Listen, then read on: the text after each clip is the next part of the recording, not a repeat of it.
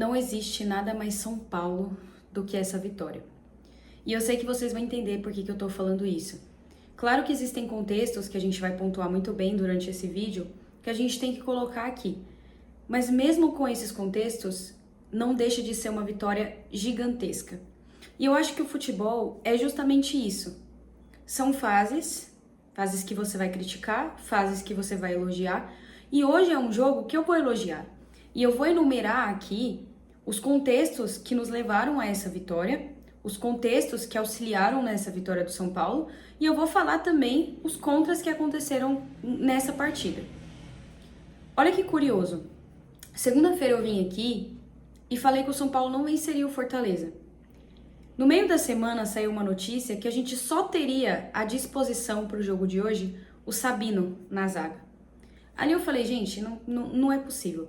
O São Paulo tá numa maré, assim, numa zica tão brava, que para reverter isso, a gente tem que trazer todos os líderes religiosos de todas as religiões presentes no mundo para ajudar o São Paulo a tirar essa zica, a tirar esse encosto que acontece no time do São Paulo.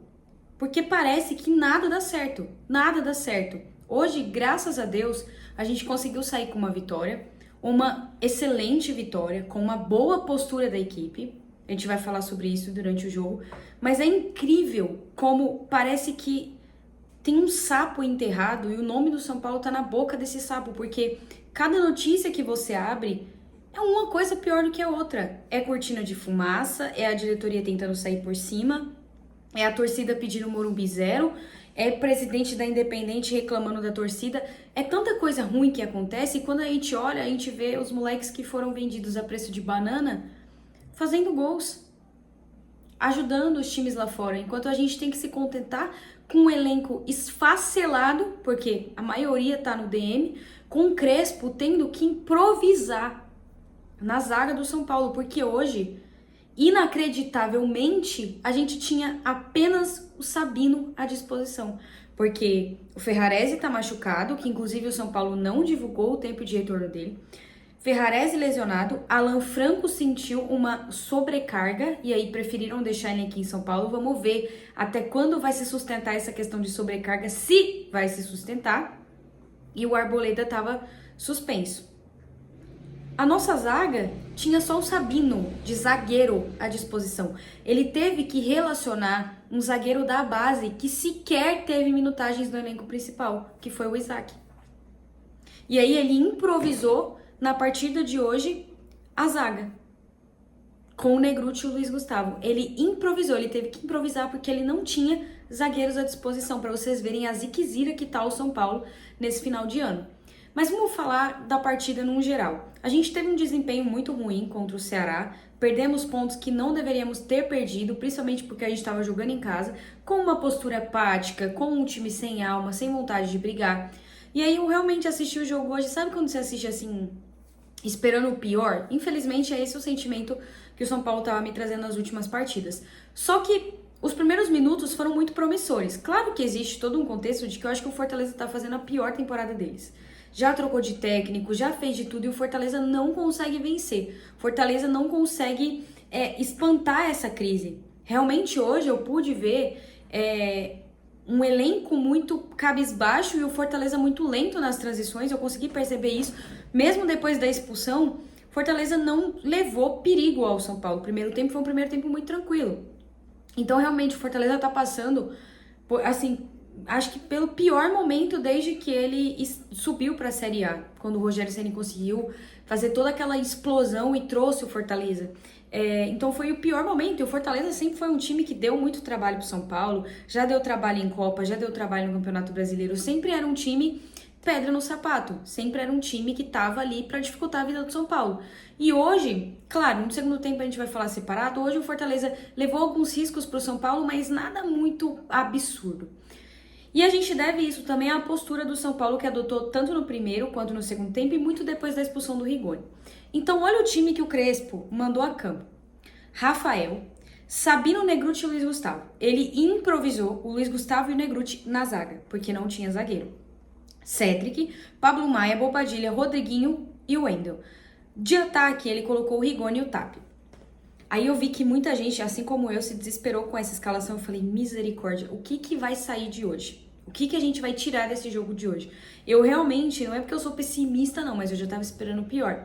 E quando o São Paulo entrou em campo, eu achei que o São Paulo estava muito bem postado, o São Paulo estava muito bem seguro na zaga, conseguiu abrir o placar com o Tapia, que foi uma assistência do Rigoni, uma bela jogada de construção do São Paulo, e aí teve a assistência do Rigoni, ele gira e bate pro gol e abre o placar. E o São Paulo realmente estava melhor do que o Fortaleza na partida. E aí, aos 14 minutos do primeiro tempo, o Rigoni faz aquela cagada abissal, porque aquilo é inadmissível. A bola estava no campo de ataque do São Paulo, ele levanta deliberadamente um pé numa altura que eu não sei pra quê e chuta o pé do jogador do Fortaleza, a canela, na verdade. E é óbvio, o Daronco, ele não precisa de muito pra expulsar o jogador do São Paulo. Ele não precisa de muito, tá?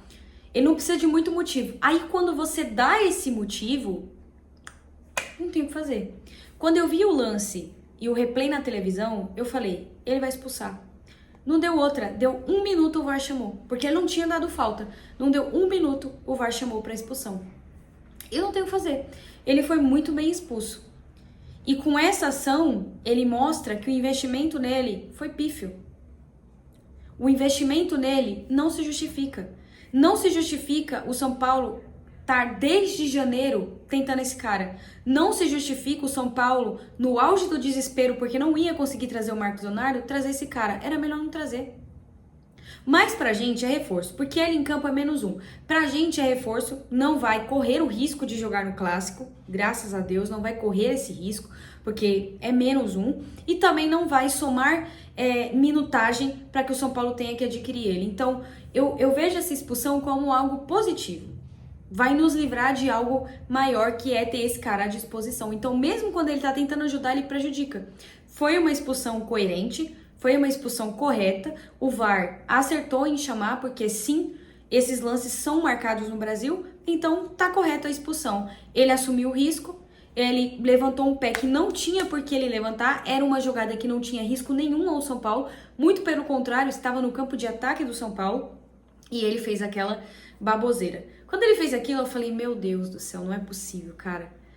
Não é possível como as coisas dão errado pro São Paulo. Naquela hora eu pensei, eu falei, cara, como isso é possível? O São Paulo vencendo o jogo, jogando bem, e ele me faz uma presepada daquela e é expulso com 14 minutos do primeiro tempo. Eu falei, cara, vai ser muito difícil de jogar desse jeito.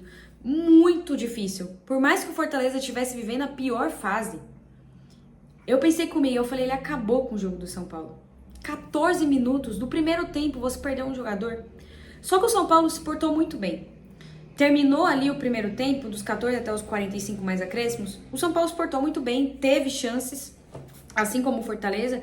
Claro que no primeiro tempo o Fortaleza não assustou tanto, muito pela lentidão mesmo de transição no ataque ali do Fortaleza.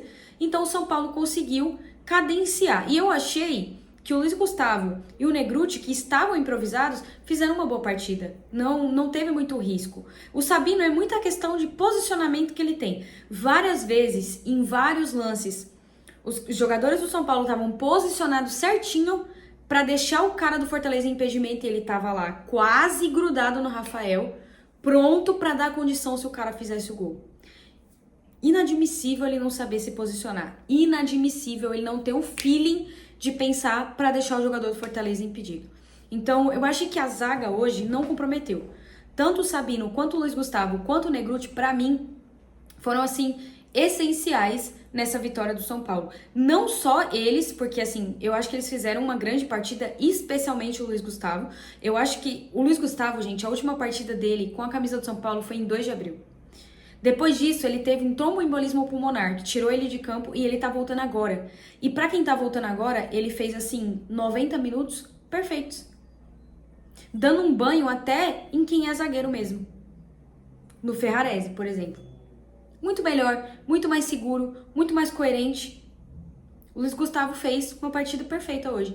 O Negruti fez uma partida mais discreta, mas ainda assim, quando precisou dele na defesa, ele conseguiu segurar bem. Ele conseguiu manter a bola ali e tiraram praticamente todas as bolas, estavam sempre ali na área, povoando a área, não deixando o Fortaleza jogar, tirando os espaços do Fortaleza. Eu acho que isso foi muito importante. Rafael também fez diversas defesas, porque no segundo tempo o Fortaleza vem pra cima. E o Crespo tira um jogador que é mais pro ataque, que é o Rodriguinho, e coloca o Enzo Dias. E a gente fica ali com o Enzo Dias e o Wendel que tava na partida. Então eles ficavam alternando, né? Porque ele tentou trazer um pouco mais de confiança no sistema defensivo do São Paulo, porque a gente tava com um jogador a menos. E ele até que demorou bastante tempo para começar a fazer algumas alterações ali que eram mais necessárias. Mas mesmo assim, no segundo tempo, claro, com esse recuo do São Paulo jogou atrás da linha da bola. Então tentou controlar as ações do Fortaleza e ali a gente ficou um pouquinho sufocado e o Fortaleza, naturalmente, como era previsto, foi para cima. E o São Paulo sempre cadenciando, tentando segurar a bola, só que teve uma hora que parecia que a bola não saía do ataque do Fortaleza. Parecia que estava sempre ali. E o São Paulo sofreu, querendo ou não, uma certa pressãozinha do time do Fortaleza. Mas sempre armado ao contra-ataque. E aí ele faz algumas substituições, tira o Tapia e coloca o Luciano. O Tapia, inclusive, também que fez uma excelente partida hoje. Ele estava praticamente sozinho no ataque depois da expulsão do Rigoni. Ele estava praticamente sozinho no ataque e ele estava sempre ali brigando com os defensores do Fortaleza, ajudando na marcação. Então hoje ele fez. A gente tem inúmeras críticas a ele. Eu não acho que ele seja um jogador exemplar, que ele seja um centroavante 100%. Eu não acho isso. Mas eu acho que ele briga, eu acho que ele se dedica e hoje ele fez uma boa partida. E quando, eu sou muito coerente, quando o cara faz uma boa partida, a gente vem aqui e fala. Quando o cara faz uma partida ruim, a gente critica, porque é isso. Meu canal é um canal de opiniões, eu venho aqui, faço pós-jogo e falo o que eu acho, falo do que eu assisti e tá tudo certo. Então, às vezes eu vou ter mesmo essa questão de... Eu não sei se hipocrisia é a palavra correta, mas... Às vezes eu vou ter isso mesmo, de num jogo eu estar criticando o cara e no outro jogo eu estar falando que ele jogou bem, porque depende muito do que ele vai desempenhar em campo. Então eu já teci inúmeras críticas ao Tapia, só que hoje ele fez uma excelente partida, assim como o sistema defensivo do São Paulo. E aí, quando a gente já estava se encaminhando para o fim do jogo, o São Paulo consegue tranquilizar mais ainda, que é fazendo o gol com o Luciano. O Luciano fez o gol, não comemorou. Eu entendo essa coisa que ele tem de... não comemorar, porque a torcida estava criticando muito ele, porque ele perdeu simplesmente 15 gols contra a LDU. Então ele faz o gol ali, eu até acho que o Enzo Dias, porque a jogada era um lance de perigo do Fortaleza. Só que o São Paulo consegue o desarme, arma o contra-ataque, que o Marinho não conseguiu recuperar, arma o contra-ataque, e aí o Bobadilha... assim, dá um passe abissal pro Enzo Dias, assim, fundamental o Bobadilha. E aí eu tenho a impressão que o Enzo Dias, ele tentou dar uma cavada. Eu, assim, não sei se vocês tiveram essa impressão, mas na transmissão acharam que ele tentou cruzar. Eu não acho. Eu acho que como ele tirou do goleiro, como o goleiro ficou na jogada e só tinha os jogadores do Fortaleza, eu acho que ele tentou dar uma cavadinha ali para fazer o gol. Só que a cavada saiu meio errado. E como o Luciano já estava antecipando na jogada, ele só tem o trabalho de empurrar a bola pro gol. Ele estava muito bem posicionado, o gol estava praticamente aberto. E aí ele consegue, faz o gol e sela a vitória do São Paulo, porque ali a gente já estava quase entrando nos acréscimos. E aí o São Paulo consegue segurar mais um pouquinho e até teve chances ali de fazer até o terceiro gol, só que o Daronco, eu não sei o que acontece com o Daronco, que ele quer complicar o que tá fácil. Ele não marcou quase nenhuma falta pro São Paulo no jogo, nada ele marcava. E aí, no lance em que ele tem que dar vantagem, ele marca a falta e para o jogo. É inacreditável. Mas o Daronco também não comprometeu hoje como ele compromete nos jogos do São Paulo. Então não tem nem muito o que falar. E aí o São Paulo fecha o 2-0 e traz os 3 pontos que são muito importantes. Voltamos, a gente tinha caído para a 9ª colocação depois dessa rodada, só que agora a gente conseguiu chegar na 7ª colocação novamente. Então o São Paulo tá ali com 38 pontos. Na 7ª colocação, os times que estão abaixo já não vão passar mais, porque a rodada toda aconteceu praticamente ontem. Eu acho que é muito importante. Essa vitória foi importante. Claro que o Fortaleza, eu entendo a situação do Fortaleza, mas é importante vencer esses jogos, assim como era importante vencer na segunda-feira. Porque se a gente tivesse vencido, a gente estava agora com 41 pontos. E era tranquilo de vencer o Ceará. Não era difícil. O Ceará não tá passando por um bom momento. E a gente desperdiçou e perdeu 3 pontos. E hoje a gente conquista. É muito importante para reanimar o São Paulo, porque uma queda na Libertadores jogando mal impacta, querendo ou não, e o São Paulo vinha de 2 derrotas no Campeonato Brasileiro, no clássico contra o Santos e contra o Ceará. Então é muito importante voltar a vencer, é muito importante também a gente ressaltar o trabalho do Crespo. É o que eu falo pra vocês, quando a gente tem que criticar, a gente critica. E hoje a gente tem que elogiar. Gente, se a gente comparar o elenco do São Paulo no início do ano com o elenco do São Paulo agora, o que o Crespo tá fazendo é tirar leite de pedra. O São Paulo não tinha zagueiro à disposição, só tinha o Sabino. Só tinha o Sabino. O nosso elenco todo praticamente tá no DM. Tá todo mundo lesionado. E mesmo assim, com um jogador a menos, a gente conseguiu a vitória. Eu acho que isso passa muito pelo trabalho do Crespo e pela comissão. Então, hoje, eu não tenho críticas a fazer. Eu acho que tá todo mundo de parabéns. Foi uma boa partida do São Paulo. Foi uma boa vitória. Eu espero que a gente consiga competir contra o Palmeiras em casa no domingo e que talvez a gente consiga um resultado. Vai ser um jogo extremamente difícil. Eu não espero um jogo fácil. O Palmeiras tem um time muito bem montado, muito bem treinado, com 2 caras simplesmente no ataque que, se respirar, eles fazem gol. Então, vai ser um jogo muito difícil para o São Paulo, mas eu acho que essa vitória de hoje é importante para, de fato, reanimar e espantar aquela crise, aquela coisa chata de, ah, meu Deus, não vai vencer nunca. Espantar realmente essa crise. Então, tá todo mundo de parabéns hoje, menos o Rigoni, né? Porque foi displicente na jogada. Então, não tá de parabéns e não justifica a contratação.